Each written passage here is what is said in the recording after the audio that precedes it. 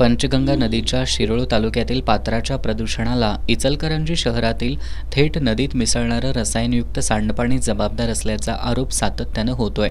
यावर्षी हे प्रकर्षानं जाणवतंय। प्रदूषित पाण्यामुळे तेरवाड बंधाऱ्याच्या ठिकाणी मोठ्या प्रमाणात मासे मृत्युमुखी पडले असून अनेक मासे तडफडताना दिसतायत।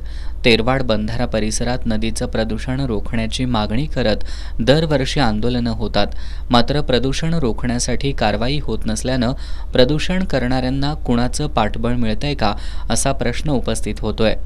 तेरवाड बंधाऱ्याच्या ठिकाणी दरवर्षी स्वाभिमानी शेतकरी संघटनेचे कार्यकर्ते आक्रमक आंदोलन करायचे, पण यंदा प्रत्यक्ष आंदोलन न करता स्वाभिमानीचे बंडू पाटील यांनी प्रदूषण नियंत्रण मंडळासह प्रशासनाला निवेदन सादर करत प्रदूषण रोखण्यासाठीची मागणी केली आहे। प्रदूषण रोखलं नाही तर आक्रमक आंदोलन करू असा इशारा पाटील यांनी दिलाय।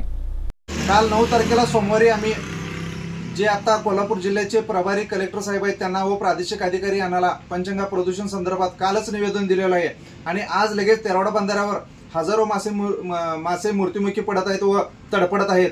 कालच आम्ही निवेदन देऊन देखील प्रदूषण नियंत्रण मंडळाने अजून गांभीर्याने लक्षात घेतले नाही व मासे मृत्यू होणार आहेत हे आम्ही त्यांना पूर्वकल्पना देऊ देखील त्याने अजिबात तिकडे कानाडोळा केलेला आहे। त्याच्यामुळे हजारो मासे मृत्युमुखी पडत आहेत। हे आता मेलेल्या माशांचा त्वरित पंचनामा करून व जे संबंधित कारखाने असतील किंवा MIDC असतील किंवा साखर कारखाने असतील यांच्यावर तातडीने कारवाई करावी एवढीच आमची विनंती आहे। जर यांनी तातडीने कारवाई नाही केली तर स्वाभिमानी स्टाईलने आम्ही कोल्हापूर जिल्हाधिकारी व प्रदूषण नियंत्रण मंडळाच्या ऑफिसवर चालू करू।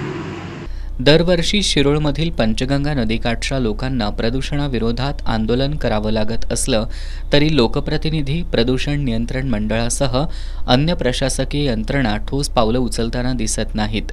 यंदा तर प्रदूषणाची तीव्रता अधिक आहे। आज नदीपात्रातले मासे गतप्राण होत आहेत।